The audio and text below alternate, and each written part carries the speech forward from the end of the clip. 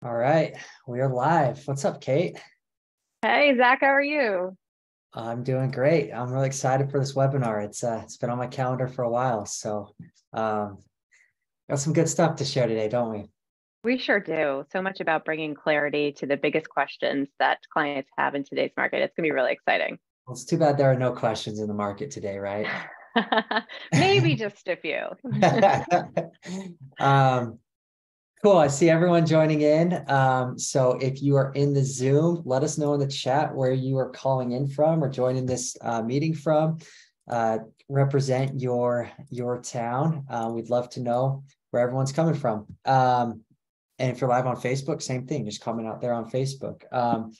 Couple ground rules before we really dive into things today, and we've got a lot to dive into.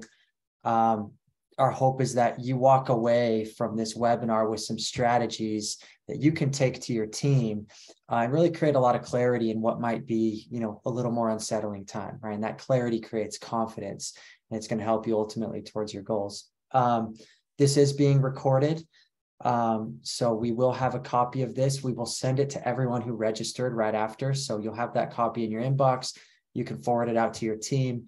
If you thought there was something, super informational, you want to write it down, like what time it happened at, so you can kind of mention that to your team.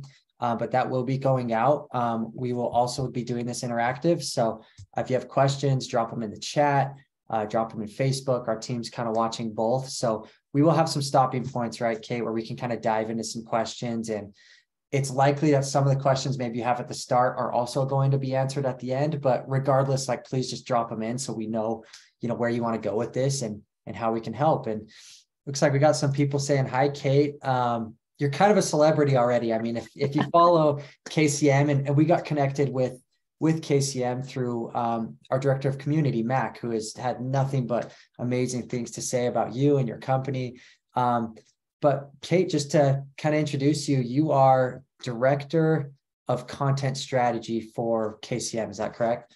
That is correct. Yes, I lead the team that does all of our research, generates insights, creates content from blogs to webinars to our monthly market reports, our graphic design. So a lot of team effort goes into the message and the narrative that we share with the housing market.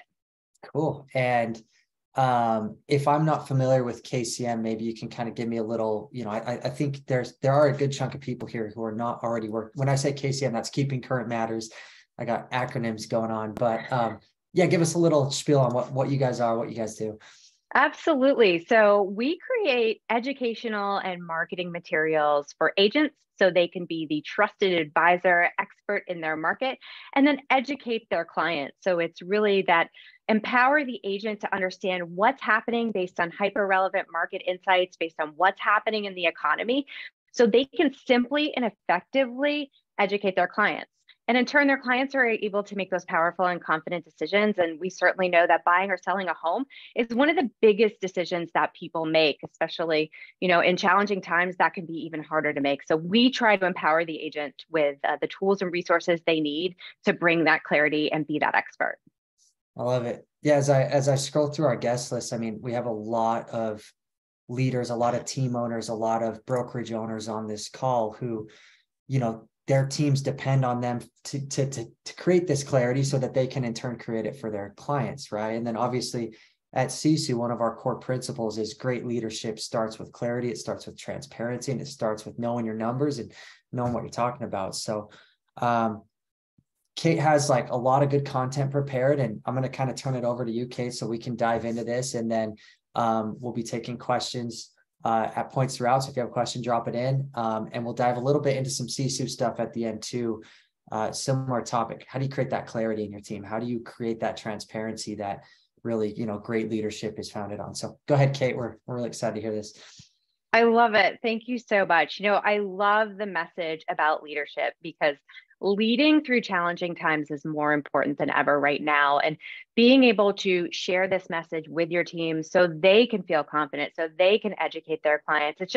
It's a really powerful thing to feel like you have the tools, the resources, and the support to be outstanding in your role. And that starts with great leaders, and it starts with clarity and messaging. So I think this is a perfect segue into what we're going to be talking about today. And I'm going to go ahead and share my slides, and these slides will be available afterwards. So we will be able to get these to you. You'll have them. You can customize them. You can do whatever you like to make them personalized for your market, for your team, for whatever you need to do. So we're going to be talking about how to bring clarity to the biggest questions in housing today. And there certainly are a lot of them. You know, in today's market, it's more important than ever to be clear, to be simple and effective, and to really make sure that you know, you're bringing your relevant market opinion based upon facts. And we're certainly going to bring you the facts. We're going to share the data that's been vetted by our research team that is looking at this day after day, week after week. I mean, we were even changing things this morning to make sure you have the most relevant information. So keeping current matters for sure. And that ability to stay current is going to bring that clarity. So we're going to go ahead and we're going to start with this quote right here. I love this one. This is from Donald Miller, who is the author of Building a Story Brand, a book that we have read in our company and certainly have learned a lot from. It has a marketing angle, but it says people do not follow the best leaders. They follow the ones they can understand the easiest. And that's the essence of what I want you to bring from today's conversation is how can you be simple, effective, easy to understand? You know, we say that a picture says 1,000 words. You know, there's no doubt we want you to share these slides, use these visuals. They're simple and effective ways to help your team succeed. And I think that that's more important than ever in a time of uncertainty, which we are certainly sitting in right now. So we're going to go through three main topics today, answering three of the biggest questions in the housing market. The first one, will mortgage rates keep rising? Gosh, this is definitely on everyone's mind right now. We've seen even variability in this over the past couple of days. That's what I was updating for you this morning. But we're going to answer that question for you. We're going to talk about what are experts saying about home prices? And the ultimate question at the end of the day, should I buy a home right now? You know, as potential buyers or sellers see mortgage rates incredibly high, they see, you know, questions around pricing, they see uncertainty in the economy, everything in the world around us, they kind of start to say, should I even jump into the housing market right now? And of course, everyone does that at different times for different reasons. We're going to talk about that a little bit later. But should I buy a home right now is definitely on top of mind for everyone. And so that's going to be how we wrap up this conversation. So I'm going to jump right in with the first one. Will mortgage rates keep rising? And I think we can all probably agree that this year in the housing market has been really driven by rising mortgage rates. And what you're looking at right here is mortgage rates rising this year. This is the Freddie Mac 30-year fixed rate starting in January of 2022, going all the way through the latest release, which was last Thursday. Now, this chart this graph is a look back. So the latest release we have here takes us through last Thursday, and we're going to talk a little bit more in a moment about what's been happening even over the past couple of days. But what we can see, and this is the main point of this slide, is that mortgage rates have been rising really steadily this year. You know, they started out almost at that historical low of about 3.2% at the beginning of this calendar year, and they've risen and ticked up even over 7% in the past couple of weeks. Mortgage rates have more than doubled this year, and that has never happened in a calendar year. So what does that do to the housing market? It makes a lot of people say, hold on, there's a lot happening. There's a lot of movement. I'm going to press pause on my plans. I'm not sure what I'm going to do. I'm going to wait until the dust settles, because at the end of the day, it's not necessarily the fact that mortgage rates have ticked up over 7% recently. It's that it's happened so fast. And we certainly know that, you know, a 7% mortgage rate has priced some people out of the market. And, you know, they're seeing mortgage payments that are about $1,000 more than they would have been a year ago. And that changes the game for a lot of people. But it's that rapid rise that's causing a lot of people to say, I'm just not sure. And the downstream effect of that has been a cooling of the housing market. We've seen buyer demand slow. We've seen A lot of things happening that have changed the balance of, the number of buyers in the market, the number of sellers listing their homes, and it's really repositioned the market in a very different place than the frenzy or the major activity we had last year when it was bidding wars and record low mortgage rates and record low inventory. A lot of things have changed, and that has cooled or slowed the housing market. So, really what we want to take a look at is, what are the experts saying? And this is a quote from Freddie Mac, and it says, US 30-year fixed mortgage rate have increased 3.83 percentage points since the end of last year. And this was even a few weeks ago. Wow.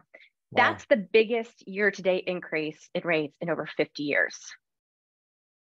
Biggest year-to-date increase in over 50 years. How about that, Zach, huh? Yeah, that's nuts. It is nuts, right? And they've only been, keeping track of these rates for about 50 years. So talk about the biggest increase we've truly ever seen for an agent who has even gotten into the business. Even in the past 20 years, they haven't seen this, or even in the past couple of years. We know that so many agents entered the business during the pandemic. Well, they're facing a very different situation right here when we're talking about something that has changed the market so drastically. And I think one of the big questions that people ask is why? Well, this is all stemming from inflation. Inflation is incredibly high right now. And the Federal Reserve is making moves to slow the economy or lower inflation. And while the Federal Reserve doesn't call mortgage rates certainly respond. And that's where we've seen this rapid increase this year, because the Federal Reserve is trying so hard to slow the economy. Now, what have we seen over the past couple of days? We saw the CPI release, we saw inflation be lower than expected, which could be a very good signal for mortgage rates, because inflation is the enemy of long-term mortgage rates. As inflation is high, interest rates are going to be high as well. Well, as we see that kind of shift a little bit, we've seen mortgage rates respond over the past couple of days. I looked it up this morning right before this webinar, and mortgage rates were around 6.65% was the number I was seeing out there. And, that's all going to vary by a variety of different factors, but a little bit lower than even what we saw last week. So that is a response to where we're seeing inflation today. Now, hear me out. That does not mean a trend. Just because they came down over the past few days does not mean that mortgage rates have turned a corner and, they're on the decline. They're still incredibly volatile right now, and inflation is still very high. So we have to continue to watch inflation. We have to continue to watch the 10-year Treasury to see how mortgage rates are going to respond. And in the near term, there's certainly still upward pressure on mortgage rates, as we think about going into the rest of the year. And I think this quote is really helpful as well. It's from Lawrence Yun, the chief economist of NAR. He says, "A return to a normal spread between the government borrowing rate and the home purchase borrowing rate," so a lot of that inflation 10-year Treasury that we were just talking about, will bring the 30-year mortgage rates down to around 6%. That is his projection. Now, we're going to continue to watch this. We're going to continue to watch inflation. We're going to continue to watch how mortgage rates respond. This is definitely a moving target right now. And the best we can hope for is that mortgage rates will start to lower. And of course, we're going to be talking about that a little bit in just a moment, because the more we talk about the Federal Reserve aiming to slow the economy, and we know housing is a huge part of that, the more we hear, talk about a recession or slowing the economy, people start to question, is a recession around the corner? And I think this data from the Wall Street Journal is really telling. This is a panel of a survey of Wall Street Journal economists, and they were asked, what are the chances of a recession in the next 12 months? And if you go back to, we've been following this data all year, if you go back to January of 2022, about 18% of the economists surveyed said, yeah, I think we're going to have a recession sometime over the next 12 months. As you can see, as the year has progressed, that number has jumped up to about 63% of economists feel that there's going to be a recession. Now, I know there's debate right now as to whether or not we're truly in a recession, and it's a little bit political, so I'm not going to get into the nuances of that. But I do think it's important to understand that, if a recession is coming, or if we are in a recession, what does that mean for the housing market? That's the big question, because a lot of people press pause on their plans because they're fearful. They're seeing headlines that are scary. They're not sure. They're watching the news and hearing everything about a crash and a recession and the world is going to end. But the question we really need to be asking ourselves is, if there's a recession, what does that mean for the housing market? In our industry, that's the message we want to be communicating down to our agents, to our teams, to make sure they can answer that question for their clients, especially as it relates to buying or selling a home. So if you follow along with us, you've seen this next visual before, but I think it's so powerful. And it shows that a recession does not mean falling prices. That's the big question. People want to know, are prices going to crash if we have a recession? And what we can see as we go back to the last 6 recessions in this country is that home values have actually increased in 4 of the last 6 recessions. So what does that mean? It means that prices increased 4 out of the last 6 times this country was in a recession. One time you can see in 1991, slight depreciation. But what do we all remember? Remember 2008. And that's when, home prices crashed for a variety of reasons. But what we need to take away from this graph is it doesn't mean that home prices are going to fall every single time we have a recession. And it also doesn't mean that home prices won't fall. We're going to talk a little bit more about prices later in this presentation. But if you key into 2008, we got to remember that that was a very different housing market. So if people are worried about prices crashing because the last time they remember a recession was 2008, the market was fundamentally different. We had very different lending standards. So, we have a much more qualified borrower now, which just led to far stronger lending standards, fewer foreclosures. We're not looking at a wave of foreclosures headed into the market either. The data certainly shows that. So we don't have a wave of foreclosures coming that would make prices drop. We don't have the same inventory situation. We had an oversupply of inventory in 2008. We have an undersupply now. While inventory is growing right now, it certainly isn't in a position that it's going to be a surplus of foreclosures, new construction, existing homes being listed that's going to make prices drop. Prices are always determined by supply and demand. And whenever there are more buyers for something on the market than there are sellers, that makes prices rise. Now, if you have the inverse, if there are more sellers than buyers, prices will fall. We just don't have that environment right now. And we certainly have people sitting on record amounts of equity too. So those who are in a challenging position, should we have a recession, may have the opportunity to sell their home because they have more equity than we did the last time. So it's really important to kind of think about all those factors that are impacting the housing market. And of course, we would never wish a recession on anyone. That certainly isn't what we're after, but we have to really think about, what does it mean for the housing market? So it doesn't mean that prices are going to fall just because we're in a recession. What it does mean, and I think we can learn a lot from history on this one, because this is a really telling factor, is that a recession does mean falling mortgage rates. So we're talking about how much mortgage rates have increased over this year. And if you look back at those same 6 recessions, we've seen mortgage rates fall every single time from the peak to the trough. So mortgage rates have gone down. So as we continue to watch what happens with inflation, we continue to watch the economy slow, what we're looking for, and we can certainly hope this would happen again, is that mortgage rates will fall. Now, we don't know exactly what that will look like. And, we're certainly not out here projecting a specific rate, but we have to see how this plays out. And we can hope that mortgage rates will follow that same pattern to see how this plays out. A recession is more likely to mean falling mortgage rates. They've increased rapidly this year. We certainly know they won't stay there. We may have upward pressure on mortgage rates before they fall. We're really kind of watching this volatility right now, but history shows us that they tend to fall in times of recession. So as we think about this, as the economy slowing and, you hear fear and uncertainty, your agents may be scared. What does this mean for my business? Falling mortgage rates could bring more buyers back into the market. It could be a great opportunity. And these are great examples of visuals that I always encourage agents to share on social media, share them with their clients, put them out there, because the visuals are so powerful.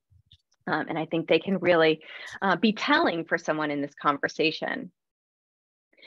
So the next one we want to talk about is what are experts saying about home prices? We've talked about what we're seeing with mortgage rates, and the big question in everyone's mind as well is, what does this mean for home prices?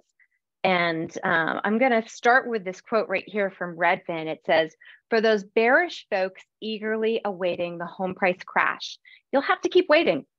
As much as demand is pulling back," so we've seen that happen with rising mortgage rates, is as well reducing downward pressure on prices in the short run. So we're seeing that demand is slowing. We're seeing that, a lot of things are changing with the dynamic of supply and demand in the market. What this means is that homes are staying on the market longer. We're not seeing an influx of new listings. In fact, new listings are down significantly this fall as potential sellers are saying, you know what, I'm just going to wait until the dust settles. So what that is doing is it's continuing to put us in a seller's market, putting pressure on prices, but it's certainly giving more buyers opportunity at the same time. So not seeing a wave of homes coming to the market that would make prices crash by any means. And the big question is, what does this mean for prices as we go into next year? As agents start to prepare for what's happening in the year ahead, how am I going to drive my business? What should I expect? We always look to the experts. And one thing that we do is we make sure that we look at really what all the experts are saying, and then we kind of take an average of that. So if you look at this slide here, this is the home price forecast for 2023 from 6 of the major players that we follow. What you can see here is that some are forecasting slight appreciation, some are forecasting a little bit of depreciation. And, we look at this across the board and kind of average them out and say net overall, we're really looking at roughly neutral or flat home price appreciation next year. So that's a big shift from what we're coming off of in the pandemic, where home prices appreciated at record-breaking rates, 20% year over year. We're certainly not looking at that anymore. We've seen a deceleration, which means that home prices have continued to appreciate in most markets, just at a slower rate. And what we're also seeing is some of those overheated markets, especially out on the West Coast, are seeing more movement than others. So seeing a little bit more of that deceleration and sometimes even depreciation in those overheated markets. But if we look at the country across the whole, what experts are saying for next year is roughly neutral home price appreciation, maybe a slight tick up, maybe a slight tick down. And what becomes really important in this conversation is layering in your local data.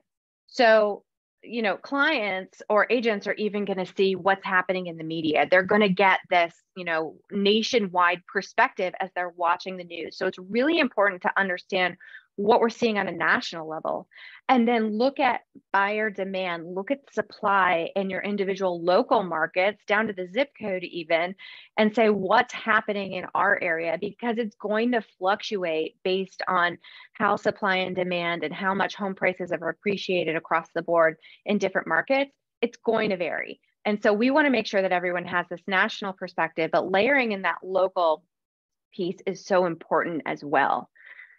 And that becomes even more and more important in times like these. And, another view of home price appreciation or the home price forecast that I want to share with you as well is from big banks. So what you can see right here is organizations that follow more of the existing home sales. But when you start to get into what big banks are forecasting, some of them are calling for more depreciation next year. And that's because a lot of them follow more of the publicly traded builders. And we know that new construction has a different dynamic than existing homes. There are more newly constructed homes on the market, or not more homes, but higher percentage of those coming to the market. There's a different dynamic and inventory there. And when we look at what big banks are saying, they're saying roughly, anywhere from 3% depreciation to 5 to 10%. This is from Goldman Sachs, Wells Fargo, Moody's, Morgan Stanley. So it's a little bit of a different perspective. And what we want to keep in mind too is this is for next year. But one thing that each of these bigger banks really kind of all agree on is that next year might be a little bit rocky. This is data from Wells Fargo that I think sums this up well. 2023 might be a little bit rocky, But 2024 and beyond, we are projected to come back to more normal levels of home price appreciation.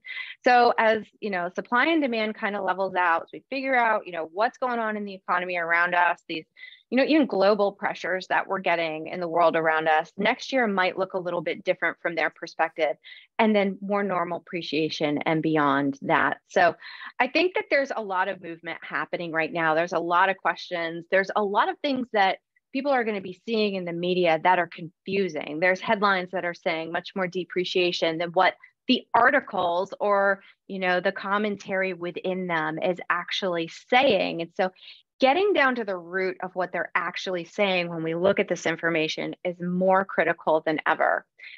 Because, while there's a lot happening here, I think we have to take kind of the emotional perspective from the buyer or the seller as well and look at that. Because this is a quote from Freddie Mac, and it says, "Well, there might be little statistical difference between a small positive number and a small negative number. There are often huge differences in how they impact behavior." So we talk about some markets having a little bit of appreciation, some markets having a little bit of depreciation. Next year might be a little bit rocky. It might be even just deceleration because some markets are still definitely seeing upward pressure on prices.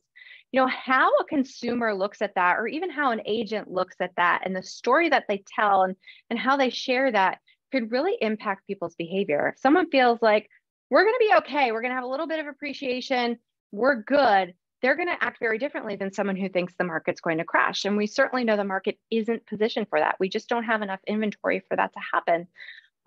So it's really important to be able to clarify and give the bigger picture, and especially for someone to have a long-term view on home ownership. We look at this from the perspective of we may have a little appreciation or a little depreciation, but think about the long-term equity.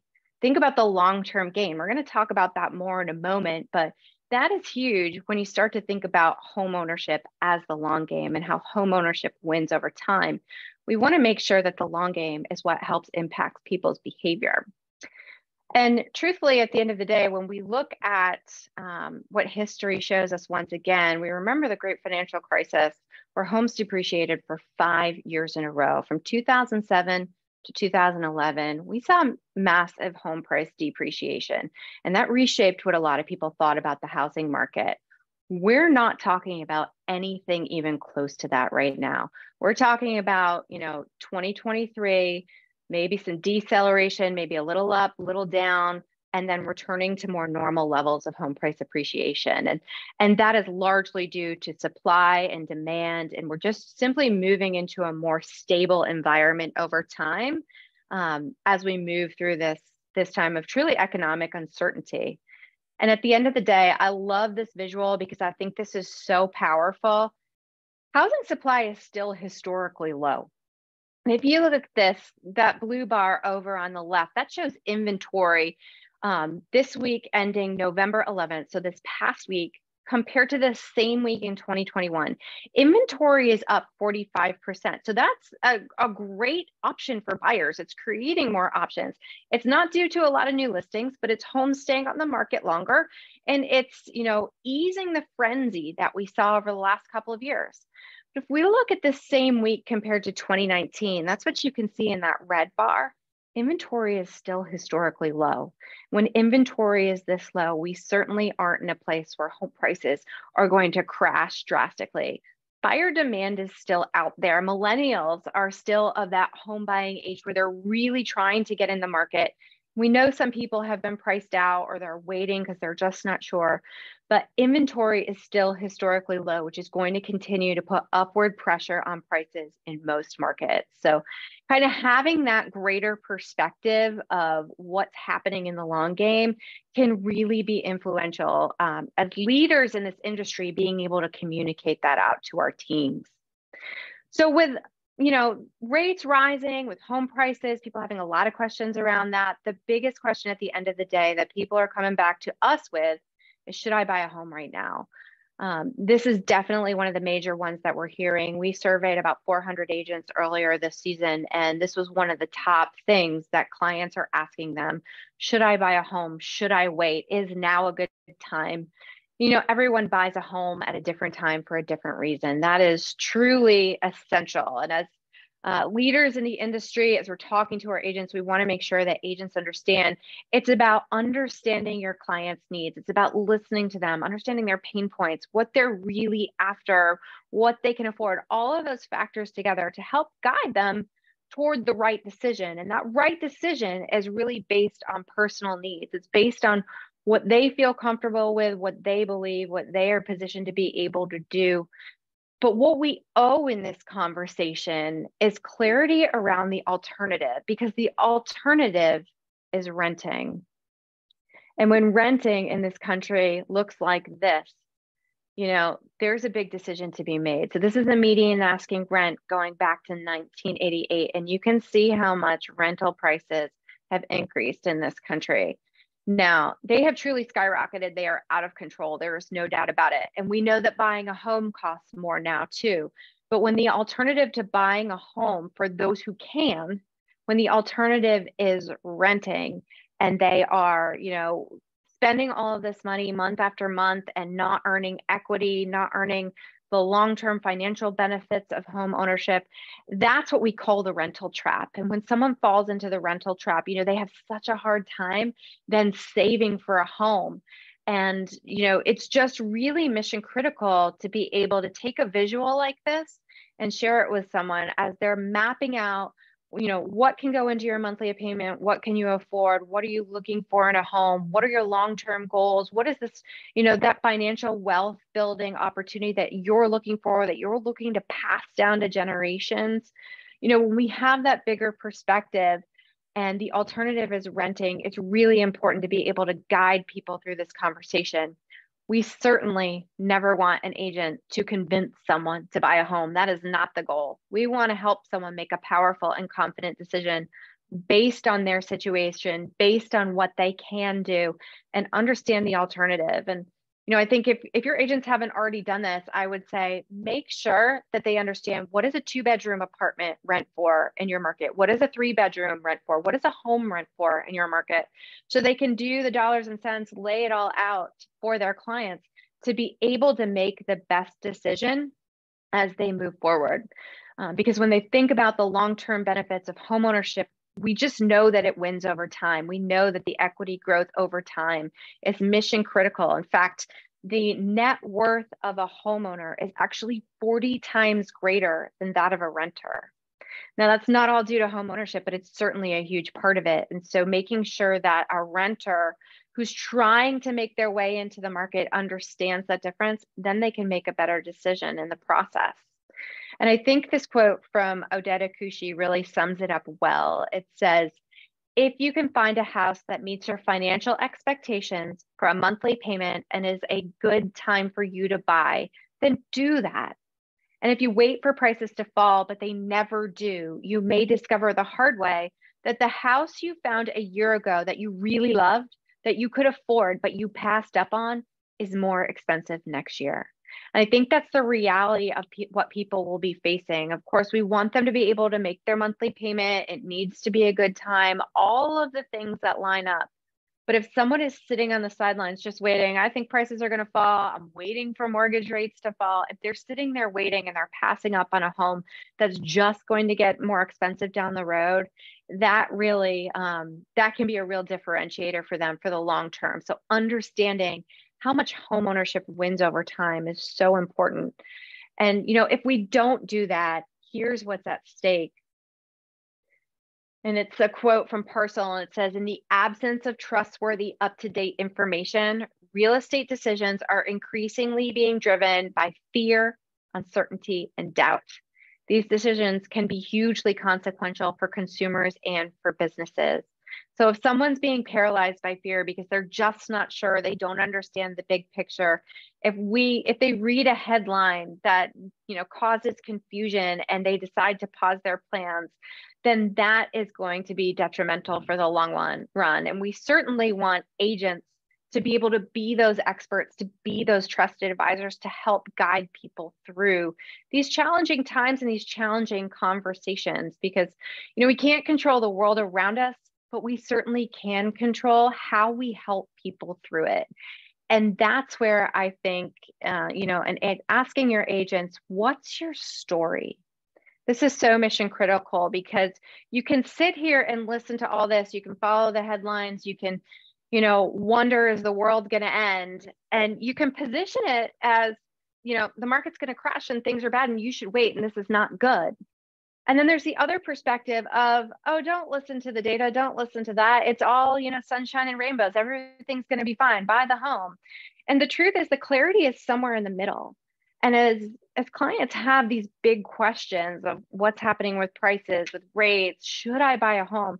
The clarity and the reality is in the data somewhere in the middle. And being able to tell that story and position that's where a relevant market opinion based upon facts, based upon data, staying up to date is more important than ever. Because we certainly can't give perfect advice, but we can follow what history tells us. We can learn from that. We can watch what's happening in the world around us and have that relevant market opinion based upon fact. And when we do that, we bring clarity and we're able to tell that story that answers the biggest questions that people have today so they can make powerful and confident decisions. So Zach, I'm going to pause right here and turn it back over to you. Yeah, that was awesome. Couple, I think really good questions. The first one, I was just thinking like, okay, I have this information. And a lot of people asking about slides and like, we'll get you all of that so you can take it. But what are some of the top teams, top, brokers, top leaders? How are you seeing them use this data? How are they conveying this message? Like tactically, what are you seeing them do with this? That's such a great question. A presentation like this is very similar to what we have in our monthly market report at KCM. And what we encourage teams to do, and the ones that are most successful at this are doing this every month, and they are turning around and they're redelivering this message to their teams. They're putting the slides in their hands. They're giving this presentation essentially, whether they're watching the recording and talking about it together, or adding in additional slides and layering in that local data that's specific to that market. They're taking this. And what we love is when you just, take the script and run with it, redistribute it out, share it. Like the more we can get this message out and we can do that regularly with our teams, the better. And, for those who are interested in keeping current matters, if they aren't following us right now, try kcm.com. You can get all of these slides and downloads and everything there as well. And we do a transcript for our monthly market report too. So you can have it all written out and you can share that and redeliver it too.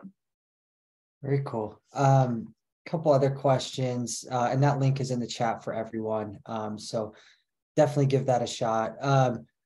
There was a question on your inventory slide. It went 19, 20, 21. What are you seeing in 22 as far as inventory goes? Or do you have anything on hand ready for that?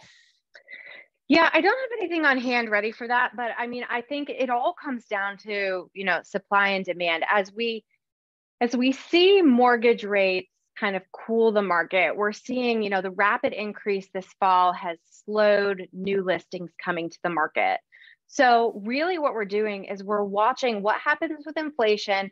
How does that impact mortgage rates? And as we see mortgage rates start to shift, we anticipate more homeowners will be ready to list their homes. So that'll be one place where inventory should be coming from as we see that happen. Now, when that happens, that's all dependent on the economy and the things around us that drive mortgage rates. We're also, expecting builders to continue building. Sometimes we're seeing builders right now trying to offload extra inventory, and we're looking at starts and permits to see, new construction coming into the market. That is one of the biggest places where we need more homes. As more new construction comes into the market, that helps ease the pressure. So we're definitely watching all of those variables as well. Cool. Love it. One thing I did want to share, because I was kind of talking with our executive team and some of our, big team owners, operators, director of ops, like, a lot of this stuff, I think now that we have this information, it creates a lot more clarity, but that doesn't mean there's still not like uncertainty. Like no one really knows exactly where it's going to go. Right. And so we're talking with these teams and with these owners of like, what do you do in times of uncertainty as a team, right? As a leader of a team or a leader of a brokerage, like, what do we do? And so this is kind of, I'm actually going to show something here on my screen. Here, I'll take mine down here. Yeah, you might have to. You got it. And then this is kind of coming from our executive team and some of these big teams. What do you focus on in a time of uncertainty, or what is most in your control? I think having your story, kind of like what you said, Kate, but we've always basically said there are two ways to grow.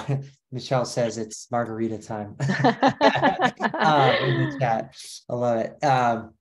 But what can you focus on? What can you control now? And what we're seeing from a lot of these teams, Kate, I'm curious if it's with some of the teams you're seeing, is they're actually kind of excited about this shifting market because it's a time, it's like separation season, right? And from our vantage point, we kind of get to see two different worlds, right? We see a world of teams who are living in that fear and that uncertainty, and it's almost paralyzing. And then we see a lot of our CISO teams who are almost excited about it because it's an opportunity to go out there and grow their business and capture market share, right? Which is two completely different mindsets. But what we always talk about is there's 1,000 ways to grow your real estate business. There's 100 different things you could do, 100 different lead sources you can try that might, move the needle a little bit. But the two biggest things you can do is increase the production of your current agents, right? By focusing on massive action. And probably even bigger than that is bringing in more agents who can help you. More agents is going to create less volatility in your own business, right? So it's time to go out and capture that market share. And what we always encourage people to do is, and our CISO customers are very, very familiar with this, but get very clear on the metrics that drive your business and then create massive action behind those metrics, right? Don't spend time fidgeting over this lead source or that lead source or this thing or that thing that's going to create a 10% increase, because you could go out and recruit agents or focus on metrics or create a contest or create some massive action in your team or brokerage that's going to move the needle 100%, right? So this is just a quick sample for those of you who are on CISO or not on CISO recruiting dashboard, right? Are you clear on your recruiting strategy? Do you look at your recruiting business as almost a separate business, because it is an entirely different strategy, your agent attraction, agent retention, right? So this is an example of that, where we can take a month. Hey, we want 3 new recruits and 2 experienced recruits. Okay, how many appointments is that going to take? How many appointments do we need to set to get that down to how many conversations do we need to have? Right? You can see this team is doubling the amount of conversations that they're typically, or that they had even forecasted to have, because now is the opportune time to do this, right? So again, just taking massive action on the metrics that move the needle, right? Flip that to your real estate side, right? Which is the other side of your business. And the other way you can create certainty in an uncertain time is figuring out, let's set this time frame to a month. How many transactions do we want to do this month based on, other November timeframes, right? And having that data and saying, okay, this is what we want to do. Now let's back that into how many conversations we need to have. Let's figure out how to keep our agents focused on that game and focused on the metrics that matter, right? So that's what we're seeing from our teams. I think one of the things you can also do to really create a lot of certainty, a lot of confidence within your team, is just showing them, hey, these conversations are turning into appointments and these appointments are turning into clients. Let's just keep making more conversations, right?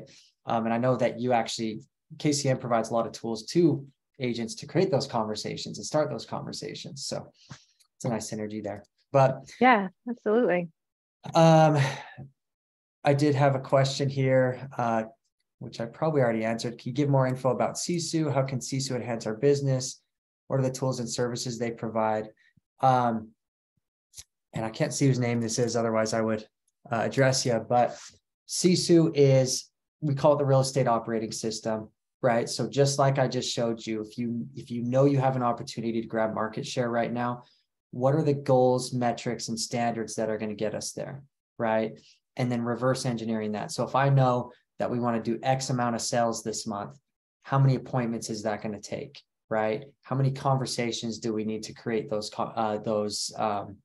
appointments? What lead sources are working the best for us, right? So CISO tracks all of that in a dashboard like this.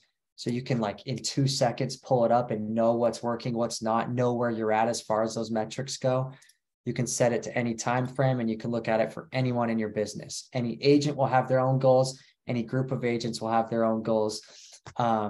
You can display leaderboards. So you can use this data to drive that performance, right? But the biggest thing that we're doing with this is none of this will require duplicate data entry, right? So if you're a team and you're running a CRM and you have some transaction management processes, and maybe you keep a spreadsheet with your closings on it so that you can have numbers, we're consolidating all of that into one system. So all you should need to run your business is a CRM plus Sisu, and that's going to drive your performance up. So hopefully, oh, it's David. Thank you, David, for the question. Always love when I get a chance to talk about Sisu. If you're not on Sisu, I know a lot of you on this call already are on Sisu. I'm just going to drop a link here, sisu.co/demo. I'll drop a better link that you can actually click on.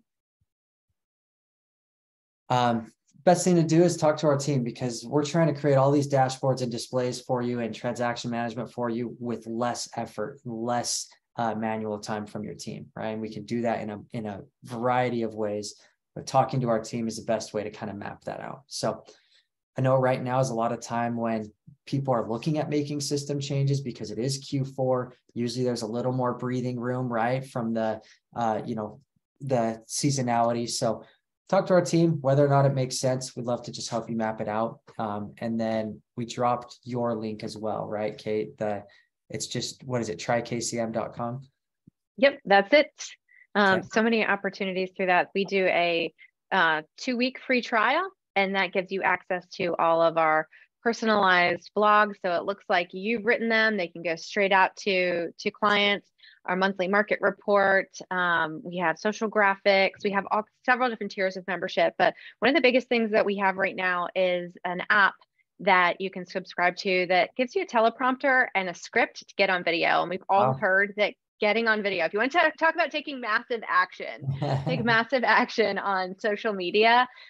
We have an expertly written script from our research and writing team, and it's 60 seconds. You can pop it on social media and it's your face. It has a visual that ties to the data and really just makes it super easy. No editing, no technology skills required, but all the information you need to get your message and your brand out there. Cool. I love it. And Trisha loves it too. So thanks for feedback. Let's make sure we're getting all the questions here.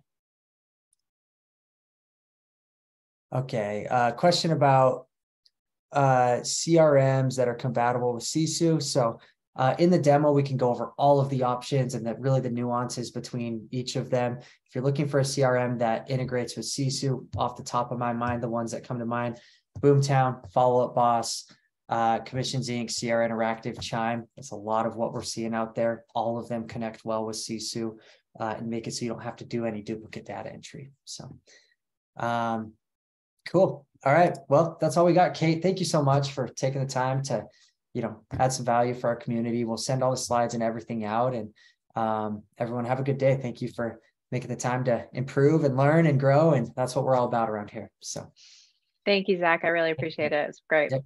We'll see you. Thanks, everyone. Goodbye.